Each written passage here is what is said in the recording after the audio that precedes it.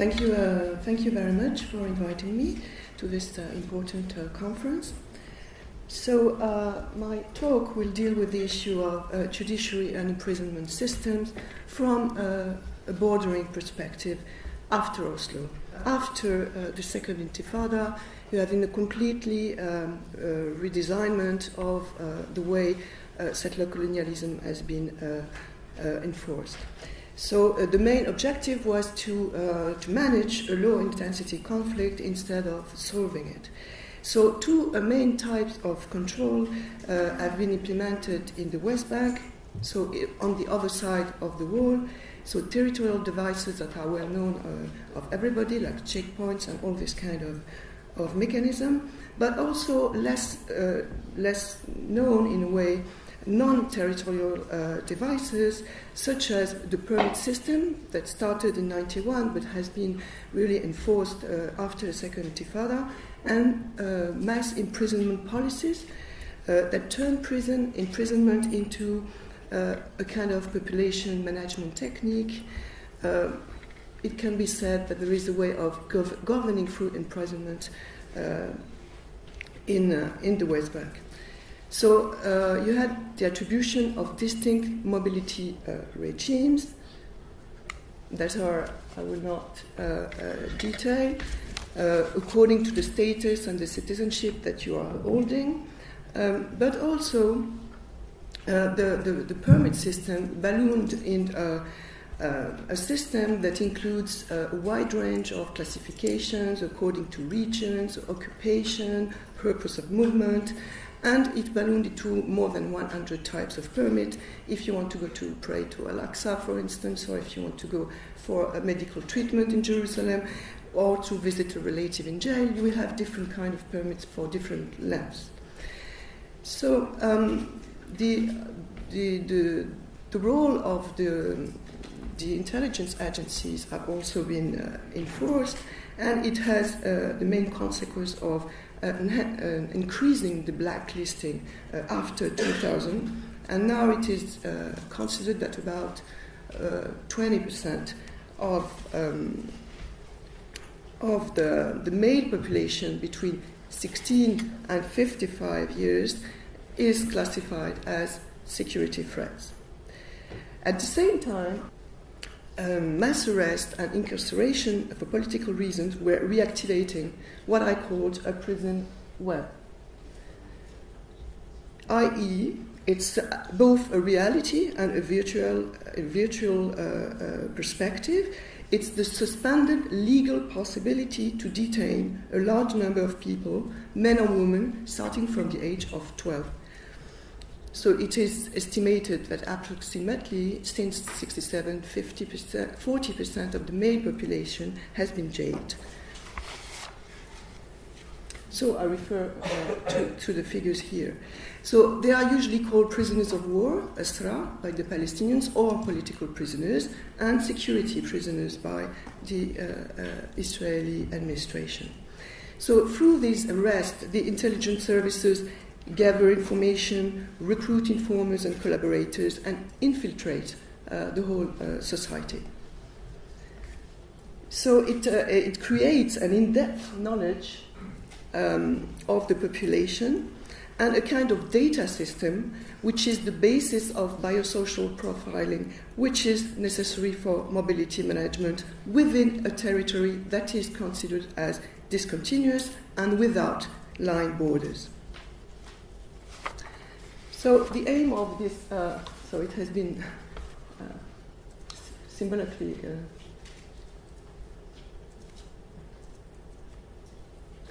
so the aim of this presentation is to show how military justice and the prison system are key actors in the management of the borders of the nation. So borders that are here defined by their way of functioning and, of course, not by the line as a line. So I will deal first with the ethnicization of the judiciary and the prison system and the expansion of the grip of the prison web that tackles both individuals and also their networks. So you have a dual legal system that has been established according to ethno-national criteria, distinguishing Israelis from Palestinians, and even Jews from Arabs. First, military justice in the West Bank has no territorial jurisdiction, meaning that the settlers, of course, are not tried by military court, and military courts do not try either Palestinian Jerusalemites, and they also have extraterritorial jurisdiction, meaning that any security case, considered security cases involving a Palestinian and an Israeli living in the West Bank, or any kind of Israeli property, could be tried in the military court. So it means that now the military courts have kind of became the courts of the West Bank for Palestinians. So it includes very different things such as trafficking, including drugs, theft of Israeli cars, property offenses in the settlement, and even traffic offenses. So as you see, security offenses do not count for the main bulk of the cases that are tried in military courts. On the contrary, and only homicides are really a very small minority of the cases. The zoning of the Oslo Accords have also great consequences on the way civil justice, Palestinian civil justice, can be implemented. So this is a kind of metaphorical representation of this zoning, meaning that, for instance, Israeli military courts are trying traffic offenses in Zone C, which is full security control, but also in Zone B, which is supposed to be mixed control. Also, the criminals that Palestinian civil justice are trying to prosecute often find refuge in Zone C or in Zone B, where Israelis do not arrest them for political reasons sometimes, other times because they don't have coordination with Palestinian forces. And it's very difficult also for Palestinian justice to move defendants and witnesses from one place to another, because as soon as they cross a C zone, which is everywhere as you can see, they have to ask for coordination. So then it creates zones of lawlessness in the West Bank, and criminal networks are for sure instrumentalized by Israeli authorities for intelligence purposes. And finally, the categorization of prisoners between security and criminal is highly determined by who you are, meaning Palestinians are much more likely to be considered as such, and Israelis that are very rarely considered as such. So the prison web is a major system of control. So it's tied to the military justice. It's also tied to a very big role of intelligence services. For instance, it is based on a very specific evidence system, which relies on confessions of the defendants or statements and denunciation of third parties, which is known as the Tamir practice in Hebrew. So this system of confession is all the more effective as 97% of the cases are not tried but are just solved by a plea bargain procedure, which necessitate a confession of guilt from the defendant. So in general, families opt for plea bargain because it reduces significantly the sentences. But let's say it gives a kind of national and international legitimacy to this system, because as a result, only 1% of the cases of the defendants are acquitted. And of course, it multiplies the indictments and the imprisonment at a very low cost. So most of the cases that are considered as security are in fact the issue of belonging to an illegal organization or having links to an illegal organization. But the point is that the list of illegal organizations have been expanded, and no organization which is put on the list can be taken. It's very difficult to have it out of the list. For instance, Fatah, who signed, in a way, the Oslo Accord, is still on this list, where it was put in 1986. So it's not that it's a virtuality, it's a possibility to be arrested just for this kind of things, and you have a lot of NGOs and non-profit that are now on the list. Recently, as we said, you have a lot of arrestation for the main bulk of the arrestation are for minors and youngsters throwing stones, people entering in Israel without a permit, and also you have a sharp rise of arrestation for activities in the popular resistance or BDS.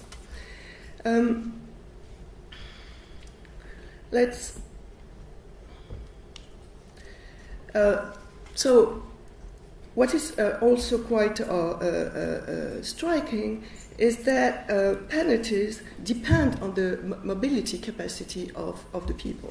In some small example, for instance, whether you are a Jerusalemite or West Banker, you will not be convicted for the same long sentences. Meaning that, for instance, Palestinian citizens of Israel and Jerusalemite receive harsher punishment because they can circulate freely in the Israeli-Palestinian space. And on the contrary, they are less likely to be administrative detainees. It also has an impact on your movement once released from jail. I have an example of an ex-prisoner, Usama Barhan. He was given, when he went out of jail in the early 2000s, he was given a map of the West Bank with different colors. In purple were the places where he was always forbidden to go, in green where he was supposed not to go after midnight, and in blue those who were allowed anytime. So it was added to a restriction of movement where he was not allowed to get out of the country through Jordan since 1982. So my two last points aim to show how mass incarceration policies and this networked bordering system became relatively cost-effective by the offloading of some of its cost on other actors, following a kind of very neoliberal management scheme.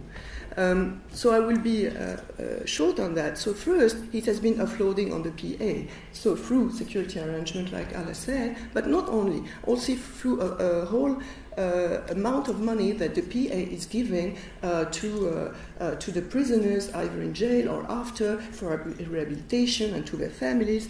It is estimated that around 44. It's not estimated. It's the budget of the PA of the ministry in 2010 that 44 million euros are paid directly to the Israeli prison service or spent annually for prisoners in detention. So it's a bit more than 1% of the PA's budget. So it's not like. It's quite important.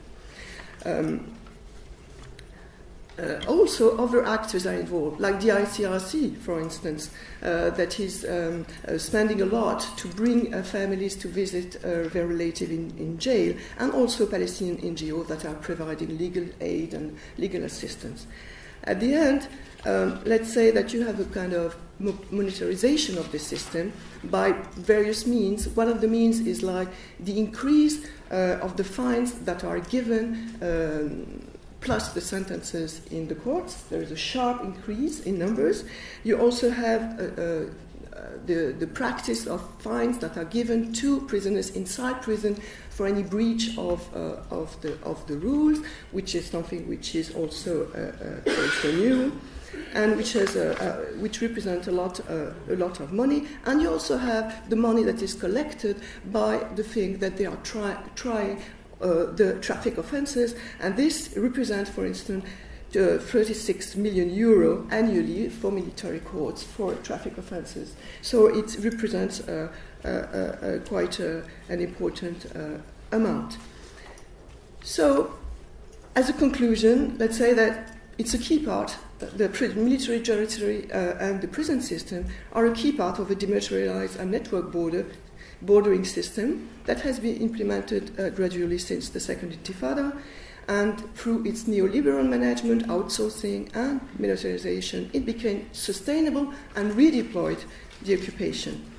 And it's anchored on the role of the intelligence services, and it works on data collection and profiling and concerns not only individual targeted, but is related and various networks. So it's both networked and individualized, and it pervades all the daily and social and political life in the West Bank. So it has been transferred onto the intelligence service, and the settlers have become key actors of this bordering system in lieu of the state. They acquired great power in the civil administration first, and they are a large part of the military judges. Moreover, and as a last word, bordering is also processed by a powerful bureaucracy that covertly validates the mobility regime through legal norms, arguments, and procedures. So all this has a very strong impact on creating deep distrust among Palestinian society, on hampering collective and political mobilization, and expanding the grip of colonization over bodies. But still, it is also shaping specific and ever-emerging forms of social, citizen, and artistic resistance, whom we can talk about later.